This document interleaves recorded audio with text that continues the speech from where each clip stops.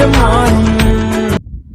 ஆண்டவராகிய இயேசு கிறிஸ்துவின் நாமத்தினாலே உங்கள் யாவருக்கும் அக்டோபர் மாத வாக்குத்தத்த செய்தியாகவும் 1645வது காலை மன்னா செய்தியாகவும் உங்கள் மத்தியிலே கொடுப்பதை கொடுத்து மிக்க மகிழ்ச்சி அடைகிறேன். தேவனாகிய கர்த்தர் கடந்த 9 மாதங்கள் கிருபையாய் பாதுகாத்து நடத்தினார். இப்பொழுதுதான் புதிய வருடம் பிறந்தது போல இருந்தது. 9 மாதத்தை நிறைவு செய்து 10வது மாதம் முதல் நாளில் வந்து நிற்கிறோம். நாம் நிற்பதும் நிர்மூலமாகாதிருப்பதும் கர்த்தருடைய கிருபையே. தொடர்ந்து நாம் இந்த மாதம் அதிகமாய் தேவ சமூகத்தில் காத்திருப்போம், ஜெபிப்போம். கடந்த 9 மாதங்கள் நடக்காத அற்புதங்கள், அதிசயங்கள் நம்முடைய வாழ்க்கையிலே தேவனாகிய கர்த்தர் நிச்சயம் செய்வார் என்பதிலே சந்தேகமில்லை. இந்த மாதத்திலும் தேவன் நமக்கு கொடுக்கிற ஒரு அற்புதமான வார்த்தையை எடுத்து நாம் தியானிக்க போகிறோம்.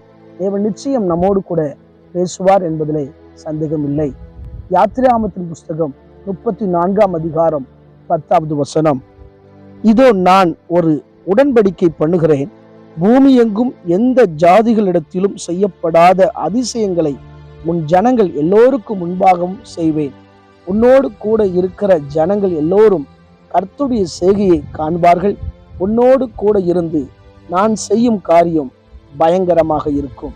எனக்கு பிரியமான கர்த்தருடைய பிள்ளைகளே, அன்பார்ந்த தேவ ஊழியர்களே, அருமையான நண்பர்களே, இந்த மாதத்துல தேவனாகிய கர்த்தர் நம்மோடு கூட உடன்படிக்கை பண்ணுகிறார். ஆல்ரெடி அவருடைய உடன்படிக்கை பண்ணியிருக்கிறார். சில நேரங்களில் அந்த உடன்படிக்கையை விட்டு மீறி இருக்கலாம். இஸ்ரவேல் ஜனங்களுடைய வாழ்க்கையில ஆண்டவராகிய தேவன் உடன்படிக்கை பண்ணிதான் அவர் எகிப்தை விட்டு வெளியே கொண்டு வந்தார். வருகிற வழியிலே ஜனங்களுடைய முறுமுறுப்பு, பிரச்சனைகள், அந்நிய தேவனிடம் உடன்படிக்கை பண்ணினது. மோசே தேவ சமூகத்தில் மலை மேலே காத்திருக்கும் பொழுது கீழே வந்து பார்த்தால் ஜனங்கள் விக்கிரகத்தோடு உடன்படிக்கை பண்ணியிருந்தார்கள். தேவனுக்கு அது பிடிக்கவில்லை. மோசை பார்த்த பொழுது அவர் கற்பலையை உடைத்து விட்டார். மீண்டும் ஆண்டவர் மோசையிடம் சொன்னார், நீ என் சமூகத்தில் வந்து நெல்லு சொல்லும்போது தேவனுடைய கரத்தினாலே கட்டளை எழுதி கொடுக்கிறார். அப்பொழுதுதான் தேவன் சொல்லுகிறார், உன் ஜனங்களோடு நான் உடன்படிக்கை பண்ணுவேன், பூமியில எந்த ஜாதிகளிடத்திலும் செய்யப்படாத அதிசயங்களை செய்வேன், உன்னோடு நான் கூட இருந்து நான் செய்யும் காரியம் பயங்கரமாக இருக்கும் என்று வாக்கு பண்ணினார். இந்த மாதத்திலும் தேவன் அப்படித்தான் உங்களுடைய வாழ்க்கையில, என்னுடைய வாழ்க்கையில செய்ய போகிறார். எந்த ஜாதிகளிடத்திலும் செய்யப்படாத ஒரு அதிசயத்தை அவர் உங்களுக்காக அவர் செய்வார். அது மாத்திரமல்ல, ஊழியர்களை கொண்டு கர்த்தர் மிகப்பெரிய திகிலூட்டுகிற அற்புதங்கள், அதிசயங்களை செய்வார். அவர் செய்ய வேண்டும் என்று சொன்னால் நீங்கள் நானும் என்ன செய்ய வேண்டும் தெரியுமா? இங்கே யாத்திராகமம் புஸ்தகம் 34ஆம் அதிகாரம் 11வது வசனத்தில் சொல்லப்பட்டிருக்கிறது, இன்று நான் உனக்கு கட்டளையிடுகிறதை கைக்கொள் என்று சொல்லி நம்முடைய வாழ்க்கையில தேவன் கொடுத்த அற்புதமான கட்டளைகளை கைகொண்டு நடந்தால் ஆண்டவர் நிச்சயமாய் நமக்கு விரோதமாய் இருக்கிற எல்லா சத்துருக்களையும் அவரே துரத்துவார். நாம் தேவ சமூகத்தில் காத்திருந்தால் கர்த்தர் நமக்காக யுத்தம் செய்வார்.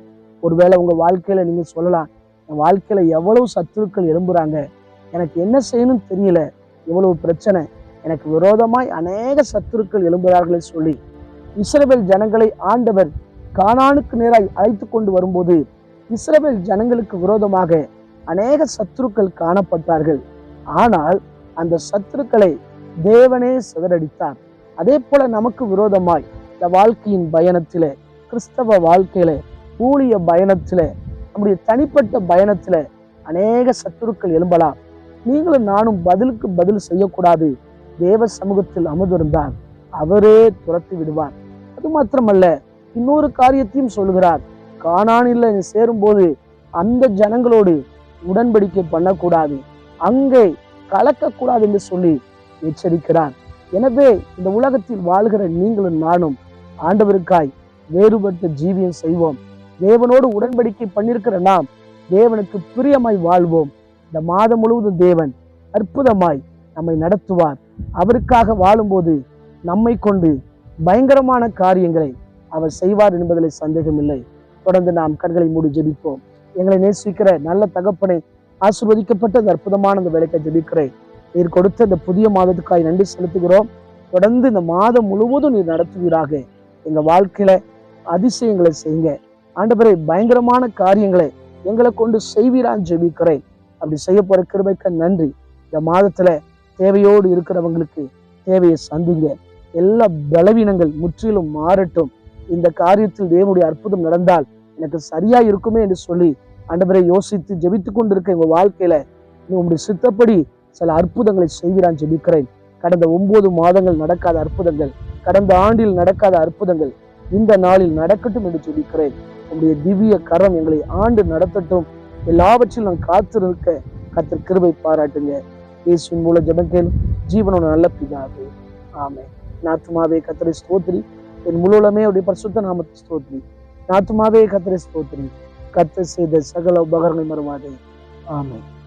ஆண்டவர் சித்தமானால் மீண்டும் நாளை காலை புதிய காலை மன்னா செய்தி வழியை சந்திக்கிறேன். அதுவரை தேவ கிருபை தாங்குவதாக. மாரநாதா, இயேசு வருகிறார். ஆயத்தமாவோம், அநேகரை ஆயத்தப்படுத்துவோம். ஆமென். அல்லேலூயா. Praise the Lord.